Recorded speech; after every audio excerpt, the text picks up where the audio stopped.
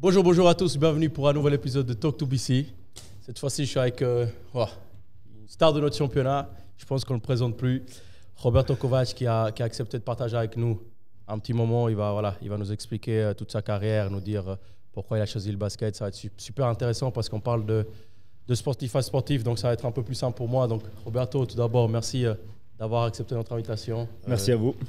Comment est-ce que tu vas après avoir gagné c'est quoi, ton 3e, 4e, 5e titre de champion suisse? 3e titre des champions suisses. Ouais, c'est mon 3e, ouais, c'est toujours quelque chose de spécial. Je pense que c'est le titre le plus difficile à gagner.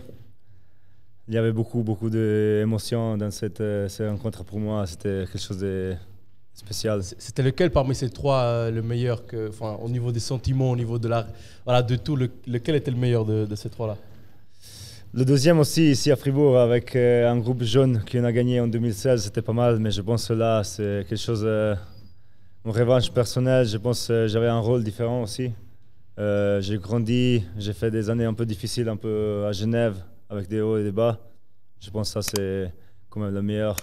Pourquoi tu dis que c'était une revanche? Par rapport à quoi? Mais comme tu sais, j'étais à Massagno avant, ils m'ont viré, en fait. Ils m'ont dit qu'ils ne veulent plus que je reste à Massagno. Moi, je vais montrer en fait que je suis mieux de ce qu'ils pensaient. Surtout Gubitoza, là, j'ai eu un peu de problèmes avec l'entraîneur. Et j'espère que j'ai montré sur le terrain de qu'est-ce que je suis capable. Ouais. Bon, après, on va revenir un peu après sur ça. Ouais. Avant de vraiment de s'attarder sur ce genre de choses. Voilà, tu dis que c'était une revanche personnelle, que ça s'était pas très bien passé la fin avec Massagno. Je veux qu'on revienne au début. Pourquoi est-ce que tu commences le basket? En fait, je suis allé voir un match de Vakalo, je pense en 2002. J'avais 12 ans, avec mon oncle. Et il y avait déjà une ambiance incroyable. Et depuis ce moment-là, à 13 ans, j'ai dit à ma mère, je vais recommencer à m'entraîner. J'ai cherché un peu où ils ont des clubs de basket. Et il y avait Mendrisio, un petit club. Et je suis allé, j'ai commencé. Il n'y a personne dans la famille qui faisait du basket? Non, il n'y a personne dans la famille qui fait du sport. Tu étais le seul? Rien, ouais.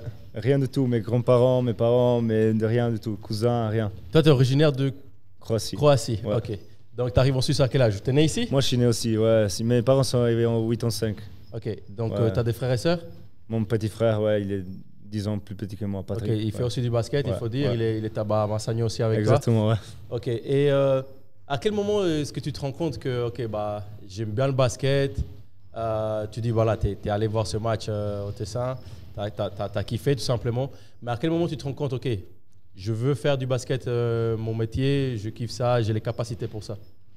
Vers 16-17 ans.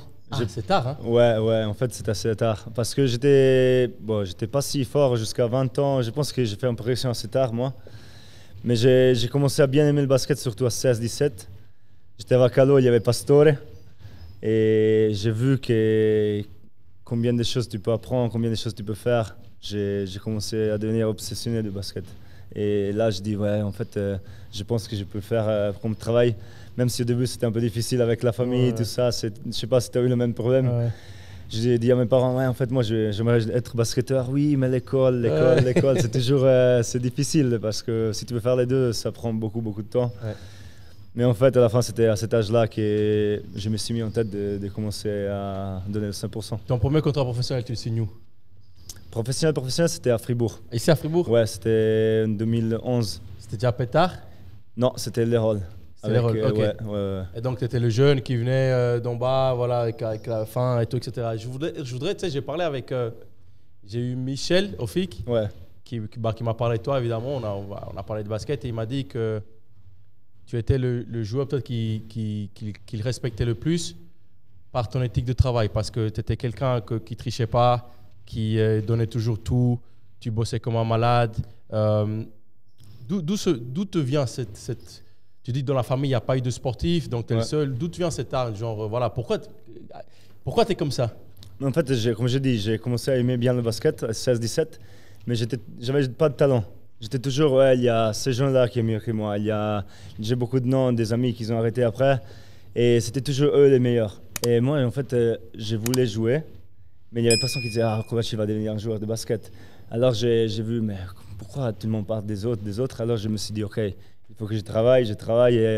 Et là, ça a commencé cette mentalité des travailleurs. Et après, je pense que j'ai jamais perdu. Et je pense que ça fait la différence. En fait, tout le monde a commencé à arrêter. J'ai commencé à dépasser des joueurs, petit palier après petit palier. Et c'est là que c'est né un peu cette attitude de travail. Maintenant, ils disent quoi tes parents quand ils voient les gars en arrière étaient devenus... Bah, il faut être clair, on n'est pas 10 000 joueurs suisses vraiment de haut niveau. Ouais. Il y en a peut-être 10 ou 15. Ouais. Avec du recul un peu, mais il faut dire ce qui est. On ne gagne pas superment bien notre vie, même si quelques saisons, tu peux faire un bon salaire, etc. Ouais. Ils disent quoi maintenant tes parents? Alors qu'avant, c'était l'école, il faut travailler à l'école. Non, mais c'est toujours un peu... Mais oui, mais c'était bien quand même de faire l'école, tu ne sais jamais. C'est toujours cette mentalité, tu ne sais jamais.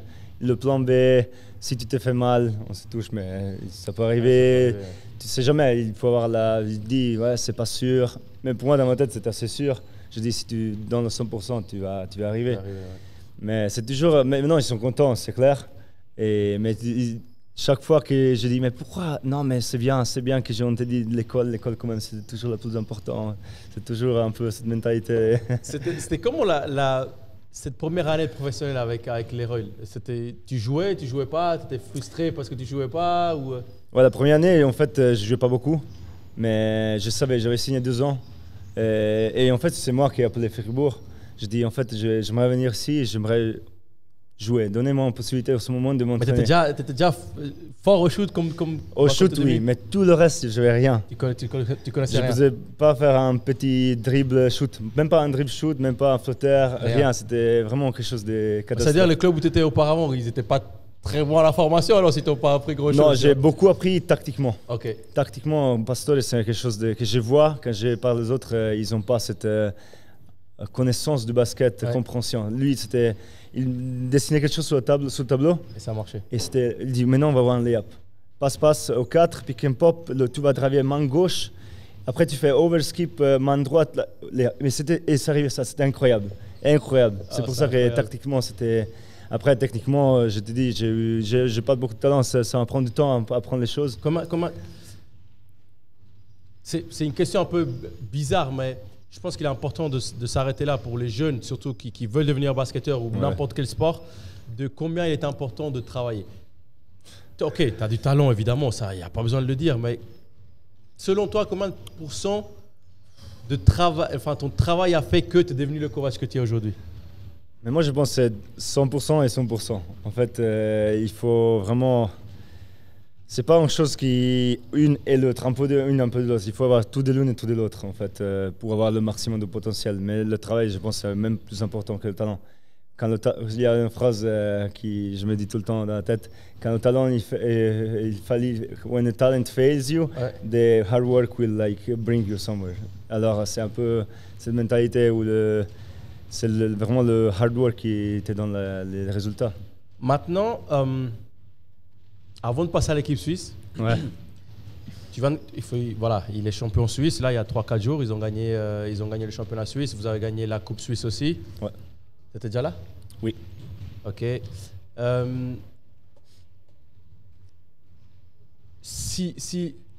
Attention. S'il est possible de parler, est-ce que tu peux nous expliquer un peu ce qui s'est passé avec Massagno, pour après que tu nous expliques pourquoi est-ce que c'est un peu comme moi aussi. Après, moi, j'adore ça. Tu sais, nous, on est le type de joueur où soit on nous aime, soit on nous déteste. Tu vois, c'est ça. Moi, j'ai aucun problème avec ça. Mais d'abord, avant de rentrer là-dedans, brièvement, il s'est passé quoi à Massagno? En fait, déjà, l'année passée, on ne s'entraîne pas beaucoup. Moi, j'aime bien m'entraîner. Et à Massagno, on n'a pas la salle. Le matin, on ne s'entraîne jamais. C'était un peu compliqué. On a fait une saison un peu comme ça l'année passée. Et en fait, je ne voulais pas trop rester, mais ma femme elle était enceinte. Elle voulait avoir l'enfant, et ça. Et j'avais une proposition de Fribourg aussi. J'étais un peu entre Fribourg et entre Massagno.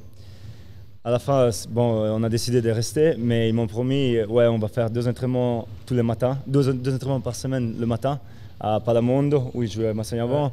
On va avoir un préparateur physique professionnel. On va être beaucoup plus professionnel, beaucoup de choses comme ça un peu. Et en fait, à la fin, on n'a jamais fait un entraînement le matin. On s'entraîne 3 fois par semaine. Le lundi, c'est toujours libre. On joue le samedi, dimanche, lundi, c'est toujours libre. Et pour moi, c'était un peu compliqué. Et il y a mon frère qui est venu dans le club. Ouais.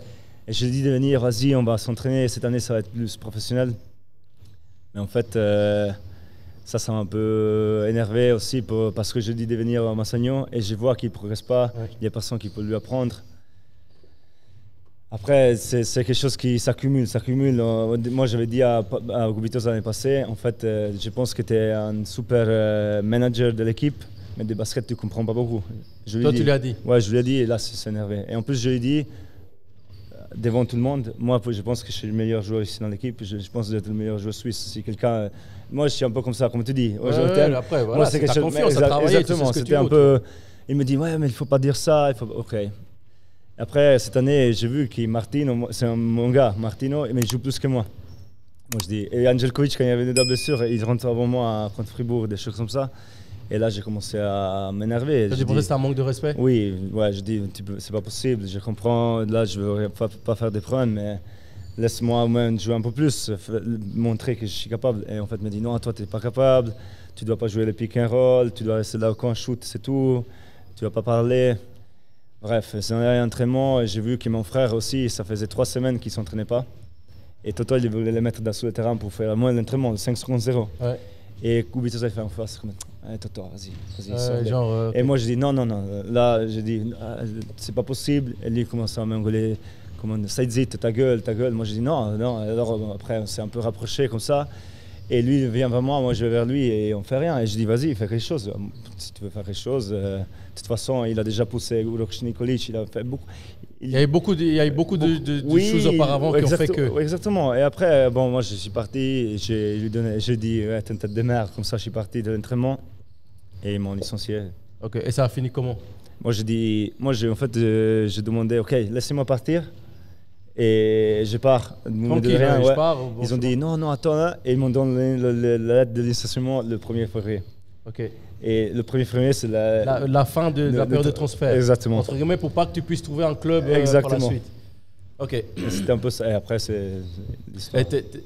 Ta relation avec les joueurs, avec Marco, tout va pas bien. De problème. Non, tout va bien. Ok. Du coup, on comprend mieux pourquoi tu étais aussi motivé à gagner. Ah ouais, bien sûr. Ouais, maintenant, ok. Chacun, évidemment, chacun a sa version de la chose. Ouais, moi, c'est bien que tu l'expliques. Comme ça, on peut aussi. C'est pour ça que je fais ce podcast, pour donner la parole, pour essayer de comprendre pourquoi. Des fois, on renvoie une image qui est peut-être fausse, on ne connaît pas la personne qui est derrière, et c'est toujours intéressant de savoir. Maintenant, sur le terrain, voilà, moi, je suis aussi un peu comme ça. Des fois, j'aime bien jouer physique. Évidemment, c'est un sport de contact, donc si tu n'aimes pas le contact, fais autre chose. Ouais. Mais des fois, voilà, avec les arbitres qu'on a, moi, j'ai tendance à des fois à un peu exagérer les trucs, tu vois, à chercher un peu des fautes parce que tu n'en as pas. Quand tu estimes qu'il y a une faute claire et nette, parce que c'est Brian, parce que c'est Kovac, on va pas te la siffler. Toi, tu es un peu aussi comme ça. D'où est-ce que tu penses que tu tiens cette étiquette un peu comme moi c'est qu'on l'a.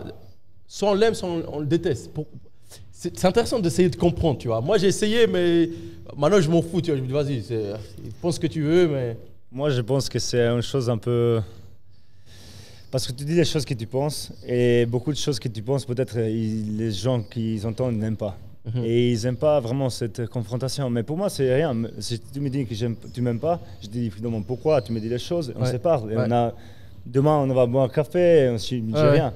Mais peut-être beaucoup de personnes, c'est un peu pas trop direct. Et si tu es direct avec eux, ils ont des problèmes un peu de... Je sais pas, ils n'ont pas de confiance en soi-même. Je sais pas, je comprends pas. Pour moi aussi, c'est difficile de mettre dans la tête des autres quand je demande des choses comme ça. Moi, je parlais avec Patrick une fois, il y a pas longtemps, il m'a dit... je pense qu'on peut, en tout cas, que lui connaissait assez bien 3 joueurs que vraiment tu pouvais pas être faux avec eux, tu vois. Et il m'a dit, moi, Brian, toi et Dusan. C'est-à-dire que si on est sur un terrain et je te dis, ça va se passer comme ça, il faut que ça se passe comme ça. Moi, je dirais que je veux dire quelque chose. Peu importe. Parce que je suis comme ça. Peut-être que je n'utilise pas les bonnes manières, le bon moment, etc. Mais ça vient, c'est ma manière d'être, c'est mon cœur. Je ne peux pas le garder pour moi. Ouais. Et il m'a dit que toi, tu étais comme ça aussi. C'est peut-être pour ça. Je me dis que c'est peut-être pour ça qu'on revoit cette image où que les gens, je sais pas, que les gens nous pensent qu'on est des mauvaises personnes ou ils nous voient sur un terrain et pensent ci et ça. Bref, on s'en fout. Ouais. L'équipe suisse. Ok. Tu es un des seuls joueurs que je vois de cette génération où tu es un des meilleurs joueurs suisses du championnat. ou un des meilleurs joueurs du championnat tout simplement. Chaque fois qu'il y a l'équipe suisse, tu es tout le temps là. Tu n'as jamais dit non, tu as toujours été présent, etc. Alors qu'il y en a d'autres. Pourquoi? Tu penses quoi de ça? Moi, je suis déçu de la fédération, de une petite manière, des joueurs aussi d'une manière. Après, je comprends. Pour moi, j'ai fait ça sur une jambe, sans argent. Je suis dans la rue, moi, je joue au basket.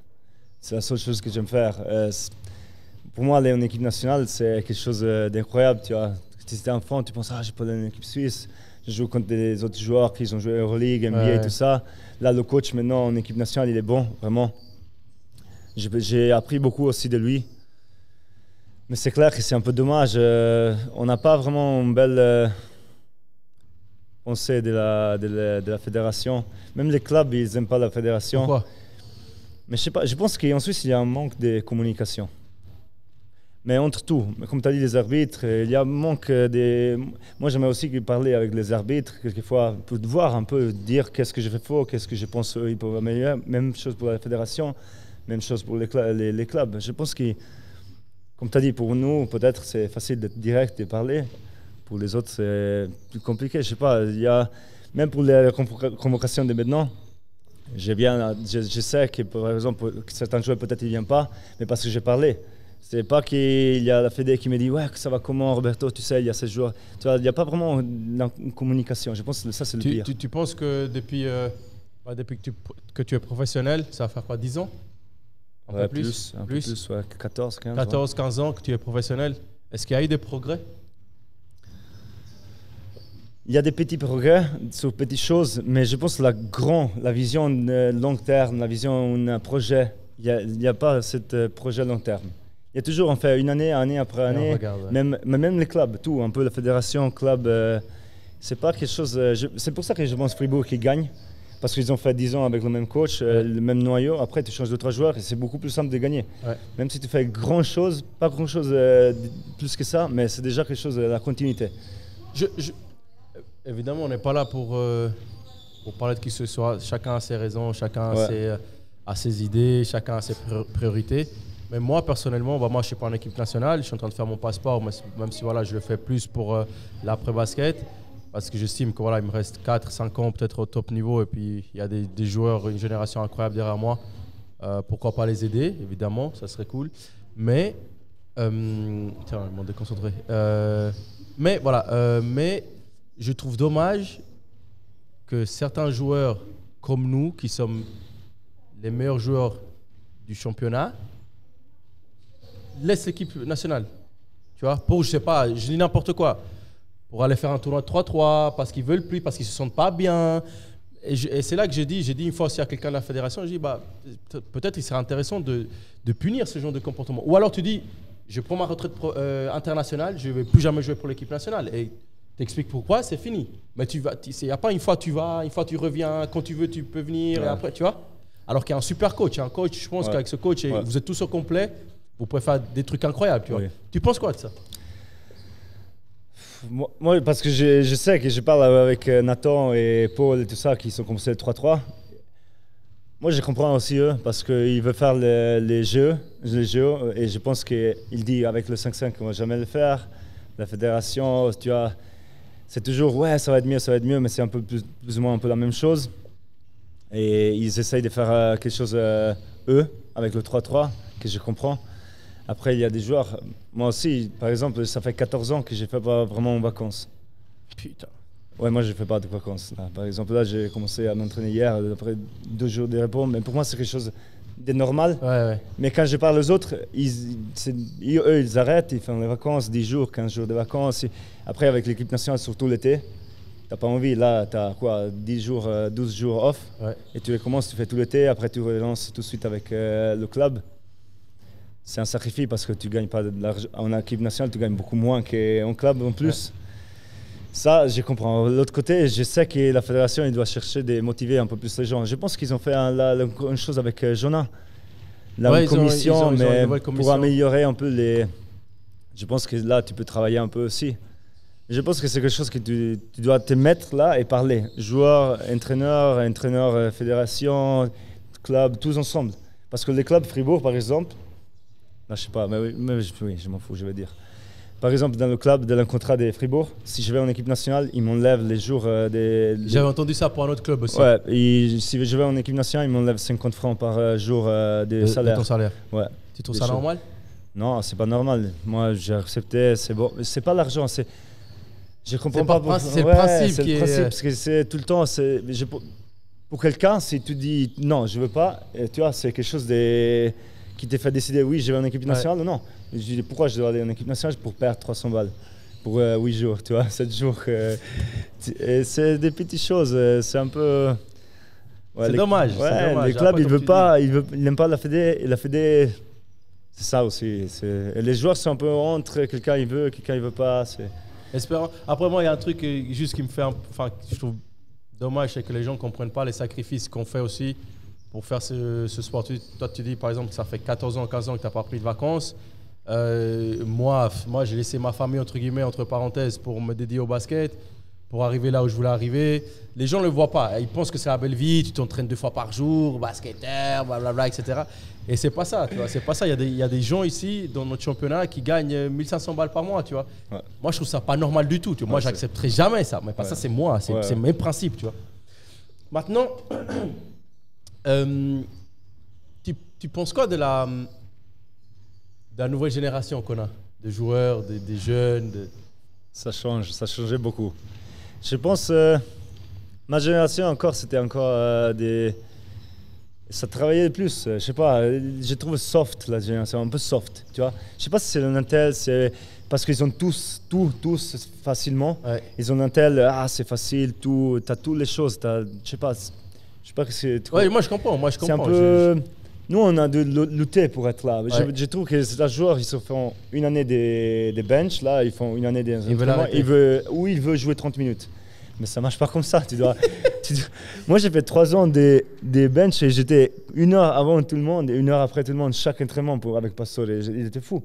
Je faisais 500 marqués à 3 points tous les jours pendant 4 ans. Putain. Mais c'est tous les jours. C'est Noël aussi. Noël, Nouvel An, c'est tous les jours. Et quand je dis ça, il me regarde, mais ça c'est quelque chose de normal.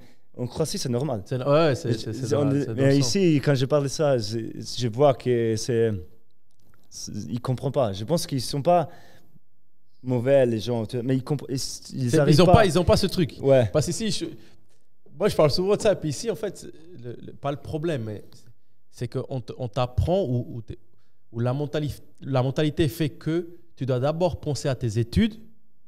Avant tout, tu dois faire une carrière, tu dois avoir un papier, etc. Et le sport, c'est après. C'est juste, le sport ici, c'est pour s'amuser. Oui, c'est amusé. En tout cas, le basket, parlons du basket. Ouais. Déjà, le basket, c'est le sport du pauvre, hein, il faut être clair ici.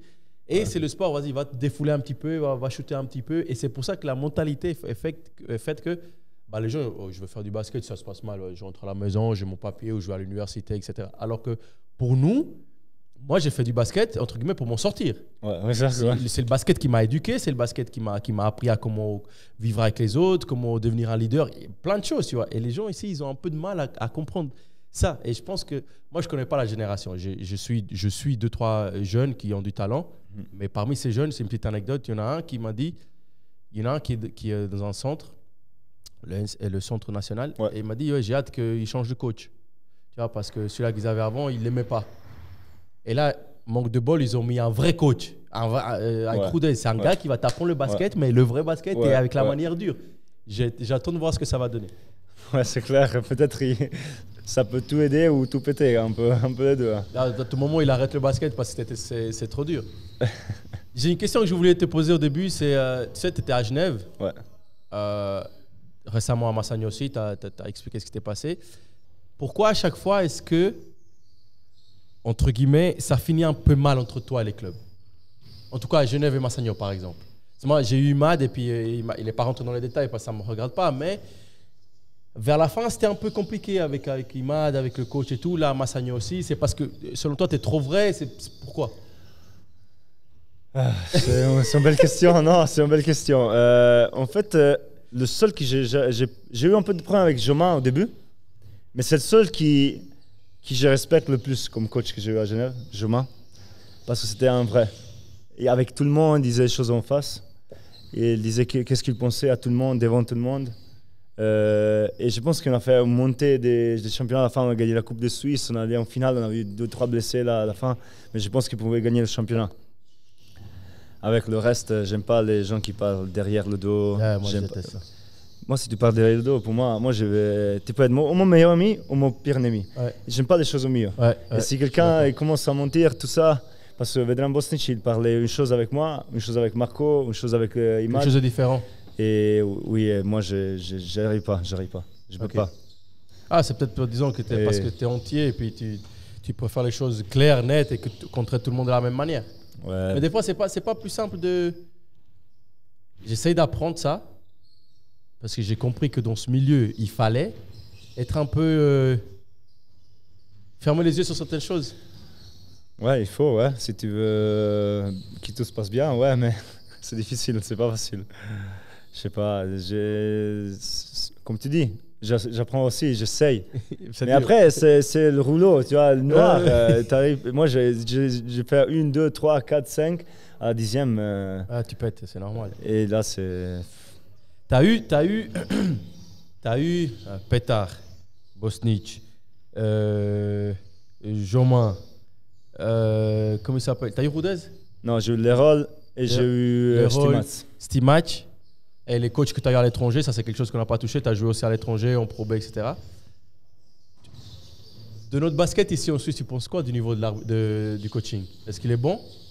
À Petar, ça fait 10 ans qu'il est là, il a tout raflé, tu vois. Selon toi, selon ta vision. Moi, je pense que Petar, il gagne tout parce qu'ils ont une continuité et il n'a pas de concurrence. Il n'y a pas de concurrence. C'est-à-dire c'est le meilleur coach du pays. Par exemple, Thibaut, quand il était à Lugano, il a fait un bon job là. On avait signé Thibaut à Fribourg. Et tout le monde m'a bien parlé de lui. J'aimerais voir comme il est, mais je pense qu'il n'y a vraiment pas de concurrence. Ou surtout si tu es un bon coach, après tu vas à Bâle ou à Boncourt, tu n'as vraiment pas les moyens. Aussi, ça, c'est difficile. Ouais. Mais qu'est-ce que j'ai vu qu'il n'y a pas beaucoup de formateurs, il n'y a pas beaucoup de grands coachs. Mais parce que si un bon coach vient en Suisse, ça veut dire que quelque chose ne va pas bien. Il y a quelque chose qui ne va pas. Quand je suis allé à l'étranger, par exemple, à Tibol, en Croatie, ah, toi, tu viens de la Suisse, tu viens de la jungle. Ouais, c'est ça. Ouais, c'est ça, tu viens de la jungle. Circus basket. Mais c'est vrai, mais pas seulement tous les Balkans, tous les championnats vrais, ils pensent ça. C'est pour ça que les personnes respectent un peu ici. Et il n'y a pas des entraîneurs vrais qui veulent venir aussi. Mais pourquoi? Alors que le niveau, il est bon. Il n'est pas si mal. Ouais, quand tu regardes les premiers 3-4 équipes, le basket, ça joue bien. Mais alors, comment est-ce qu'on peut faire pour changer ça? Essayer de changer ça ou pour améliorer ça? Les infrastructures, c'est une chose. La salle, par exemple, à Fribourg, il fait beaucoup.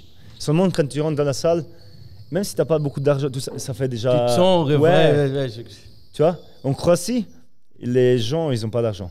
Ils gagnent 500 000 euros dans les petites équipes. Peut-être les premiers 2-3, tu gagnes quelque chose, mais après, le reste, c'est rien. Mais les salles, même dans un petit village de 5000 personnes, il y a une salle de 2000 places. Tu vois. Et ça, c'est quelque chose de normal. Mais partout, mais je suis allé en Serbie, chez Vlado, là, à Gornji Milano, ils ont rien, mec, il y a même pas, il y a rien, des petites maisons, tout ça, il a la salle parfait. Parquet, tout ça, avec les tribunes, il y a peut-être 800 places, incroyable. Mais ils ont rien d'autre. Et je dis, ouais, ça c'est notre mentalité. Il n'y a pas des infrastructures, ça je pense que c'est la première chose. Avant de, je vais te poser quelques questions un peu décalées, on va dire. Ça fait quoi d'être, moi je connais la réponse. Parce que je suis papa. Ouais. Qu'est-ce que ton bébé a changé dans ta vie? T'es marié aussi, non? Oui. Ta famille, ta petite famille. Qu'est-ce que ça a changé? Tu vois, quand tu vas à la maison, tu sais qu'ils sont là, et ta petite fille va rigoler, tu changes d'humeur. Tu arrives t'es un peu décalé du basket. Pour moi, avant, c'était pas le cas. J'arrivais à la maison, j'ai fait un mauvais match, j'ai regardé le match 5 fois. Par exemple, là, quand on a perdu le match 2 contre Massagno, il n'y avait pas plus ma femme parce qu'ils sont partis un peu plus tôt. Là, j'ai regardé 3 fois le même match jusqu'à 3 h du matin. J'ai envoyé à Paul, pourquoi tu ne fais pas ça? À Miloš, pourquoi tu fais drop? Et tu vois, quand tu es dans la famille, tu arrives un peu, tu oublies un peu le basket. Ouais, c'est un peu plus facile, moins stressant. Je pense que ça, c'est la plus grande différence, surtout avec ce travail-là, parce que sinon, tu n'arrives pas à te déclencher. Je ne sais pas si pour toi, c'est la même chose. Non, moi, ma fille, ça m'a changé la vie. Je pense que tout le monde le voit. Je suis devenu un vrai homme, on va dire. Ouais. Tu penses différemment. Tu ne penses pas à toi. Tu penses d'abord à son bien-être. Ça m'a permis de comprendre certaines choses. Je me suis beaucoup plus calmé. Tout tourne autour de ta famille et de ta fille, tu vois. Et ça, c'est quelque chose peut-être auparavant, vu dans le monde où on est, t'oublies ça, t'oublies l'aspect humain. Tu sais, t'es dans ton basket, comme tu dis. Moi, je suis aussi comme ça. Je fais un mauvais match, je vais arrêter, je regarde le match 10 000 fois, mais pourquoi je suis aussi mauvais, etc. C'est difficile, mais une fois que tu as ce petit bébé devant toi qui pleure, que tu vas faire tu oublies tout et puis tu as juste envie de, tu vois, que tout se passe bien. Donc c'est juste incroyable. Tu es un des rares joueurs suisses, avec Kazadi, Nathan aussi. Il y en a eu quelques-uns qui sont partis à l'étranger. Tu as joué, comme tu as dit, chez toi en Croatie, en Pro B aussi. Ouais. Tu retiens quoi de ça? Mais la meilleure expérience était en Croatie, quand j'ai joué l'ABA League. Là, j'ai joué contre des joueurs incroyables. Par exemple, Billy Baron, Jenkins, Lorenzo Brown, c'était à Red Star. Et Partizan, il y avait aussi des joueurs incroyables, avec Trinchieri comme coach. Tu vois, tu vois vraiment le professionnalisme, la professionnalité c'est le niveau aussi. Le niveau, il change beaucoup? Ou c'est que physiquement, ça change beaucoup. Et il n'y a pas le temps. Le temps de réaction de tout, c'est plus petit. Okay. Si tu as le temps de shooter, tu as le temps de shooter, mais pas comme ici, que tu peux décider. Tu n'as pas 1000 choix, 1000 passes, tu as une passe parce que cette défense dans cette toi et tu dois lire la défense vite. Et ça, c'est quelque chose le plus difficile et le mieux aussi parce que là, j'ai appris aussi beaucoup. J'ai joué avec des joueurs incroyables. Ouais. Ça, c'était quelque chose d'incroyable. Aussi pour les arbitres, la plus grande différence, c'est en fait, l'arbitre, il vient chez toi. Il t'explique, il parle. Et même des choses que moi, je ne connais pas. Même ici, en Suisse, je vois des choses. Et tu vois, c'est. Peut-être, même si tu as fait une erreur, mais tu vas lui parler. Non, parle-moi pas. Ouais. Mais tu vois, dis-moi, comme ça, la prochaine fois, je ne fais pas. Peut-être c'est moi, je ne vais pas le même. La plupart, ils ne savent pas. Aussi, tu vois. Ouais, peut-être c'est ça. Peut-être, je ne sais pas, tu vois. Mais en tout cas, il y en a évidemment les top arbitres. Il y en a 5, 6, peut-être, je ne sais pas, il faudrait les compter. Mais le reste. Mais vraiment pas. Et moi, ça, je le prends personnellement parce que quand il voit que c'est toi ou c'est moi ou c'est un Marco, je ne sais pas, et tu vas vraiment moi, tranquille et tu peux m'expliquer et parle-moi pas. Ouais, exact. Et moi, j'ai un arbitre qui m'a dit ferme ta gueule, là, il faut savoir. Ah oui. Non, mais ça c'est. Enfin bref, on va pas rentrer là-dedans parce que moi, j'espère jouer encore quelques années, tu vois, à haut niveau, mais voilà, ok. Et pourquoi quand tu es allé en Pro B dernièrement, là, il y a 2 ans, quelque chose comme ça, 2 ans, ça s'était super bien passé, pourquoi tu n'es pas resté? C'est par choix ou ça s'est pas fait ou t'as pas eu ce que tu voulais? Non, en fait, je sais pas. C'est bien passé et j'ai eu une belle expérience en fait. Parce que j'ai connu le championnat un peu français que j'ai jamais vu, j'ai regardé même pas avant. En fait, c'est un bon championnat, c'est professionnel et tout ça. Mais en fait, j'ai voulu retourner à la maison un peu. Je pouvais peut-être aller quelque part, mais je voulais retourner à la maison. Okay. Ça faisait 11 ans que je n'étais pas chez mes parents, mon frère, tout ça. Ouais. Je dis pourquoi pas, vas-y, je vais retourner un peu. Au début, ça se passait tout bien, après, c'est passé, mais c'était un peu ça. Pour la tête aussi, c'est quelque chose que...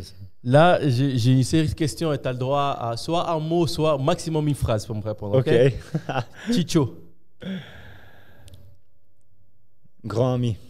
Un grand ami? Ouais. Le meilleur coéquipier que tu aies eu? Coéquipier, hein? Comme joueur ou comme... Ton coéquipier, le meilleur coéquipier à qui tu as joué? Que tu dis, lui, c'est mon gars. Vraiment, Yves Ivanov. Ivanov? C'est à Genève, hein? Ouais. Et le pire? Ouf, pire. Attends.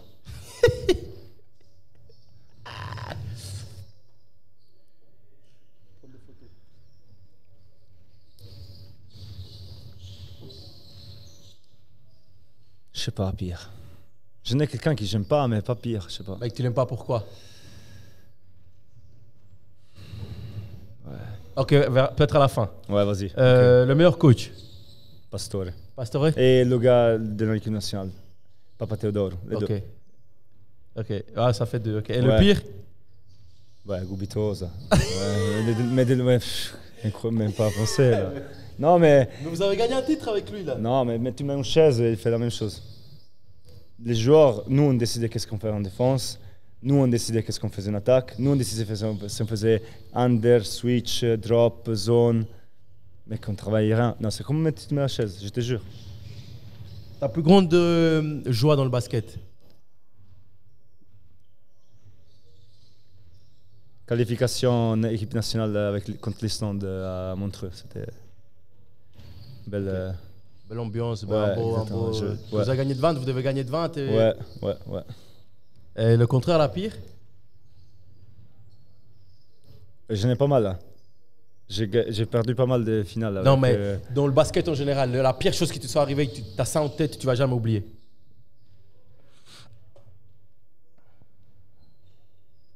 Peut-être cette-là de Massagno qui m'ont viré. Ok. Est-ce que tu préférais jouer une Champions League avec Fribourg ou un Eurobasket avec la Suisse?